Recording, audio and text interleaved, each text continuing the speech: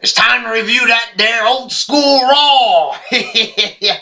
Well, it was an okay show for the most part. No real hatred towards this one. Could have been better, but then again, I say that about a lot of shows. But it was an alright show. We'll see what happened. First, we start off with Taker appearing. Good to see Taker back, even though they spoiled it. They spoiled the fuck out of this thing, But, Taker's back. So, I guess it's an added plus. It's better than most of the guys that are there, but, they spoiled it. How much better would it have been if he didn't appear at that house show, if they kept it under wraps and they just had him wrestle a few matches on the NXT guys? It wouldn't have gotten around the internet as much. They didn't have to post it on their official page. It would have been better. Taker just comes out of the blue. It would have been predictable because it's around Mania time, but even still, it would have been better. Then you got the CM Punk coming out for a promo. Pretty good little segment here. He challenges The Undertaker, Sheamus, Big Show, Orton. They all come out. They say they want to be the one to defeat Taker. Vicky Guerrero comes out. They didn't have Brad Maddox with them. Maybe they nixed that idea already. Good idea. You don't need Brad Maddox. So yeah, pretty good opening segment. Like it sort of got you hyped for the main event. This was a pretty, well booked main event. I think. If they were gonna have, I don't like all the guys in this main event, but if you're gonna have like a main event for a show, this is somewhat like of a big deal. Then you get our first match. It's Ryback defeating Cesaro. Cesaro is wearing some weird ass tights that look like a blueberry. He looked like he spilled blueberries on his tights. Michael Cole is saying that he sewed his own tights. May I advise this man to go take a sewing class because he looks like a goddamn jabroni in those fucking little Speedo blue things. If he wore an actual Speedo, it would have looked a lot better than that. What the fuck is this? He takes off those thigh pads or whatever the fuck that weirdo wears, and he's just wrestling with just fucking underwear on. It looks a little bit like homoerotic or some shit. I don't like it. The match was okay though. When Ryback ran into the uppercut, it looked pretty hard. The counter to the neutralizer into the shell shock looked pretty good. So a pretty decent match. And I have to say, these past 2 weeks, Ryback has slowly grown on me because he's actually put in some pretty good performances. At TLC, he also had a good match too. The guy's okay. I'm not really hating on Ryback as much as of late. Because with The Rock around, there is plenty more hate to go around. That's mostly who I'm focusing my hate on mostly, is that motherfucker The Rock. Ryback, he looked pretty good in this match. No real complaints there about this one. It was good, decent match. Then Mark Henry comes out. They have a stare down. This is actually a pretty intriguing match. I'm not expecting a 5-star classic, but it would be pretty interesting to see Ryback clash with Mark Henry. Two strong guys. Not like the biggest attraction at WrestleMania, what I'm looking forward to, but it could be a little bit interesting. Maybe they could put on a decent, power match. It could be decent. You never know. So you got Mark Henry defeating Zack Ryder in 2 seconds. I feel bad for this motherfucker, Zack Ryder. How pathetic that this man actually has the words "push me" printed on his fucking ass. What is that, a message? Does he, will he pay for butt sex if you push him? Will he give you money for butt sex if you push him? I don't know what the exchange is, what he's offering or some shit. But I don't know, the guy, I could, tell you right now how to get save this man's career. It would be a little bit raunchy. It might scare some kids, but fuck the kids, man. If you want to save this man's career, if they give a fuck about Zack Ryder, this is what they could do. Have him, lose a match like he normally does. It would have been perfect, after this match to do it. Get on the mic, tell the broskies to go fuck themselves. Okay, they can't curse, but you know, he could pretty much just say screw the broskies. He could say that. Next week he comes out dressed all in black, a new theme song, you know, a new attitude. You know, he doesn't have to be this fun-loving guy. He could make his gimmick like you know, the fans turn their back on him. He can blame the fans for, you know, not helping him win because he counts on the fans for inspiration. So they could do that. But they probably won't because that's too good of an idea. Then you got The Miz defeating Dolph Ziggler with Ric Flair in his corner. And all through this match, the only thing I could think of was if Ric Flair would turn on The Miz. How fucking awesome would that be? Like, all Flair had to do was, like, you know, pull Miz's leg. Then Ziggler could come up from behind his finisher. And then, you know, after that, they could have Flair put the figure 4 on The Miz. Ziggler could be, like, you know, yelling at him and shit and maybe stomping him. It could have been awesome. You know, Flair, to me, he's better as a heel. The man has pretty much always been a heel for his whole career. You know, he's had moments where he's a baby face, but he works best as a heel.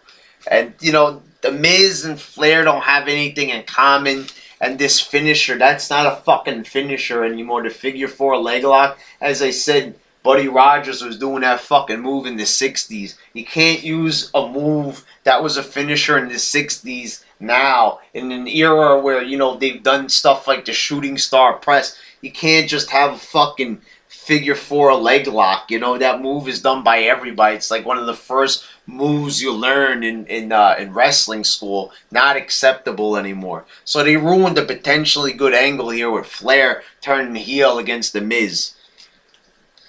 Then we get The Rock and John Cena segment. The Rock comes out, cuts a promo that's totally absurd. Let me tell you something about this guy, The Rock. The promos are fucking garbage. Fucking horrible fucking promos from The Rock. This guy comes out, I don't even know what the fuck he's saying half the time. It's not my problem. It's seriously, it doesn't even make fucking sense what he's talking about half the time. Talking about the weather. He says Harlem Shake Honey Boo Boo in a sentence. Where the fuck did this come from? Any random fucking lame ass thing. Whatever, you know, to get a laugh, a cheap laugh at a crowd will do. Because these retards will fucking cheer for him. I mean, it's not even fucking funny. I mean, do you remember the great shit he used to do during the Attitude Era? Everybody likes to claim that they're a Rock fan, but do you remember how he was during the Attitude Era? I know you like to pretend that you'll watch the Attitude Era, but back in the day, that guy actually used to cut some good fucking promos. What the fuck happened to him? The guy is not cutting good promos anymore. It's fucking baby fucking childish PG bullshit. And, you know, the fact that you would use the Attitude Era to compare it to this is just absurd. Then you got Cena coming out. Cena was actually way more entertaining than The Rock in this thing. You know, he quoted Mike Tyson. He did a funny little impression of Tyson. The Rock only said one good thing. It was Lance Armstrong. He says that Cena's full of shit just like Lance Armstrong. Okay, a good comment. I'll give The Rock credit for saying that. But Cena was a little bit better. He looked a little bit stronger in this promo than The Rock did. Actually, a lot stronger.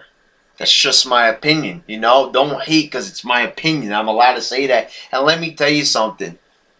I cannot wait until I see it live. When I am right there at MetLife Stadium and I see John Cena pick that PG motherfucker up on his shoulders. Wham! F you. 1, 2, fucking 3. Cena's the new champion. I never thought I'd be saying that in my whole fucking life. That PG motherfucker, John Cena. I'd be happy to see him win the belt. But I am. Just to get that ugly ass motherfucking title off that Hollywood reject. I mean, you know, seriously. All this guy's going to do is go back to Hollywood so he can make a couple more stinkers.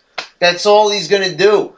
You know, I'd rather have Cena than The Rock coming out there every single night, You know, and the other thing I want to talk, you know, he says in the promo about his vacation, I don't give a fuck where he's been. If he's not a part of wrestling, his movies suck. If he ain't a part of wrestling, I don't care where the fuck's he been. He's been taking that fucking tin can of a fucking title, that ghetto-ass looking piece of shit that they spent $50,000 on, carrying around like a fucking trophy, like a goddamn award, because he will never fucking win an award. Never will win an Academy Award, won't even win a Golden Globe, won't even win a BET Award. He won't fucking win anything. So he's got to use that title and pretend like it's a movie award, because that's what he really wants, but he's never going to get it. So yeah, John Cena all the way. How do you like that? You know, I never thought I'd be saying this, but I'm jumping on the Gemini wrestling Jesus train. I'm supporting Cena because I think it's the most logical thing to do. If you're a real wrestling fan, I think you should side with Cena instead of a fucking half-assed Rock. He ain't even half-assed. He's a quarter-assed. He's zero-assed. He ain't shit. And then you got Swagger versus Jim Duggan, which doesn't even happen. This is okay, you know. It was a little bit funny saying Swagger beat everybody down with the 2x4. I thought Del Rio was going to come to their rescue, but he doesn't.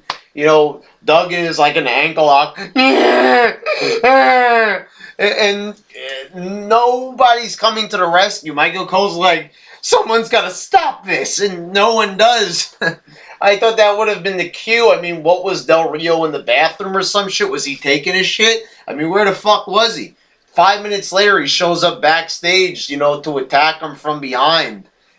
Del Rio attacks him from behind like a coward. He can't even come out there and save the baby faces. I mean, I don't even see how that makes any fucking sense at all.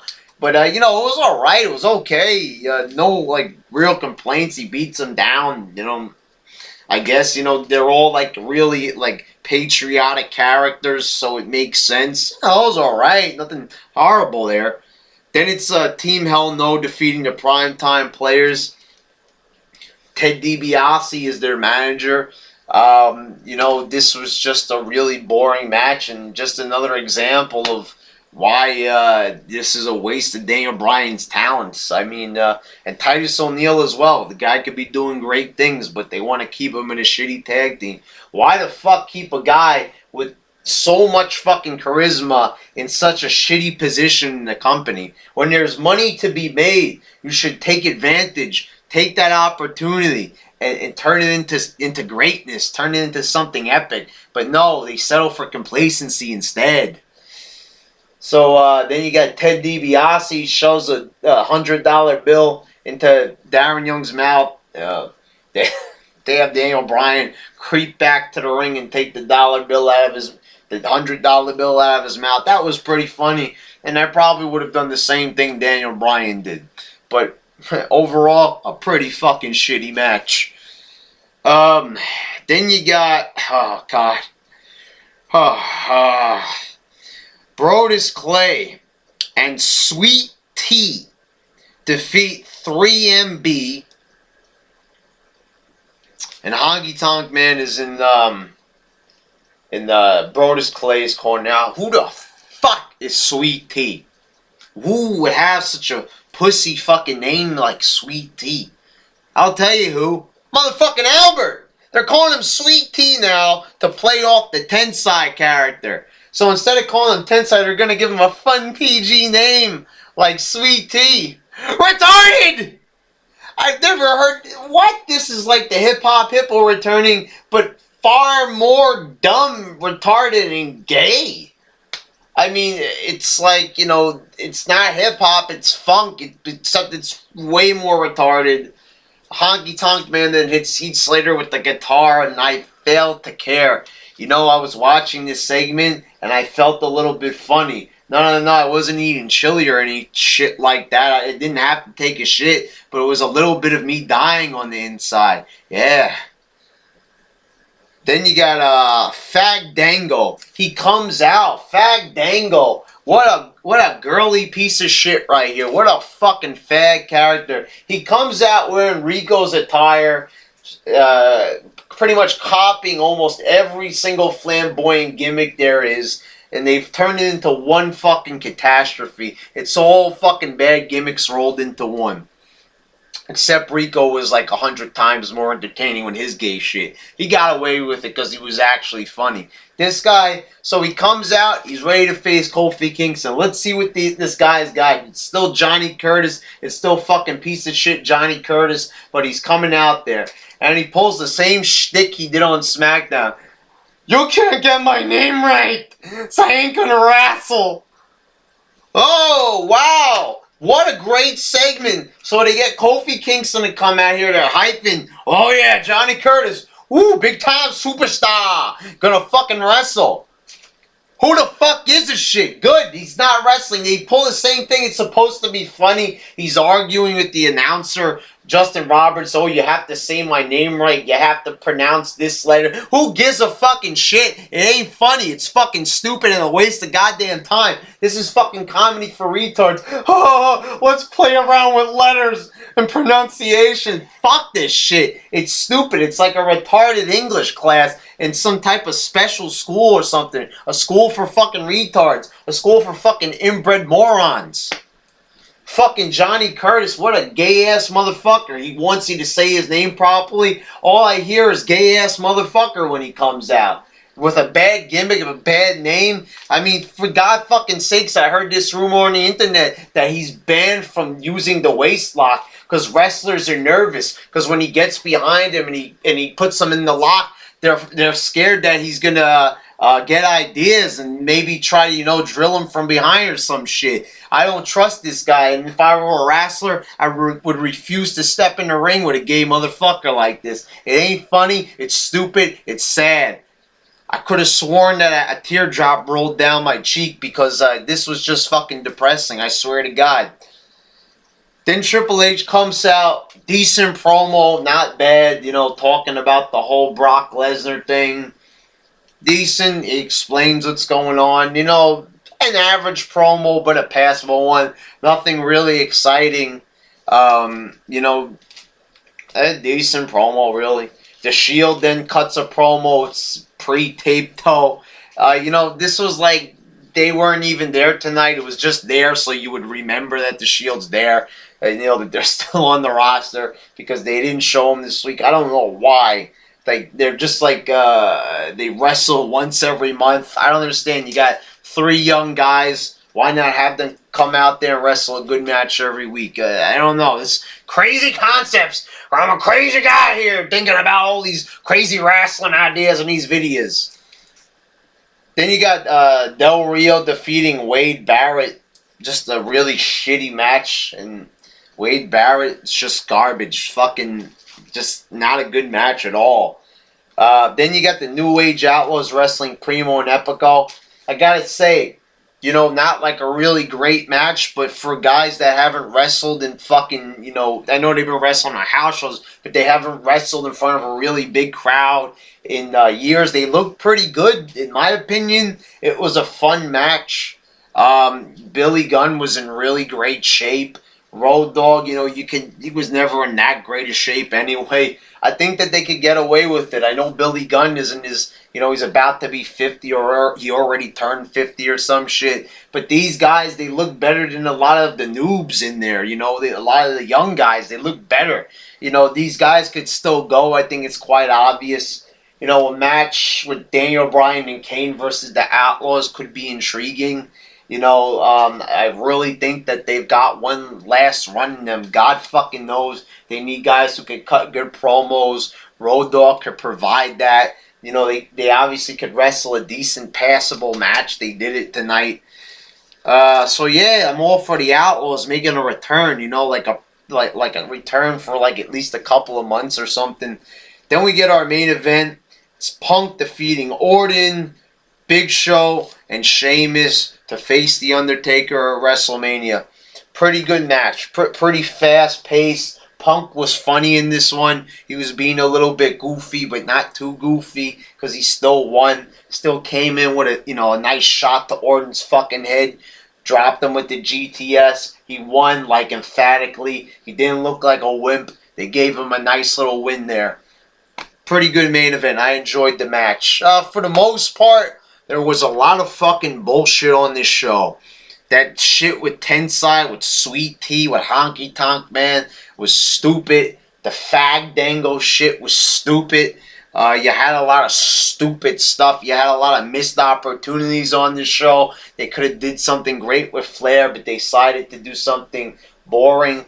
A couple of good matches here and there. The Outlaws returning was kind of cool. The main event was pretty enjoyable. So for the most part, I guess you could say that Old School Raw was a pretty, decent, almost good show. I enjoyed it. I wasn't like overly bored. I wasn't like and like I was doing that a little bit during the Bros Clay shit, but I wasn't really going overboard out of my mind or anything. So yeah, there you go. Okay, show.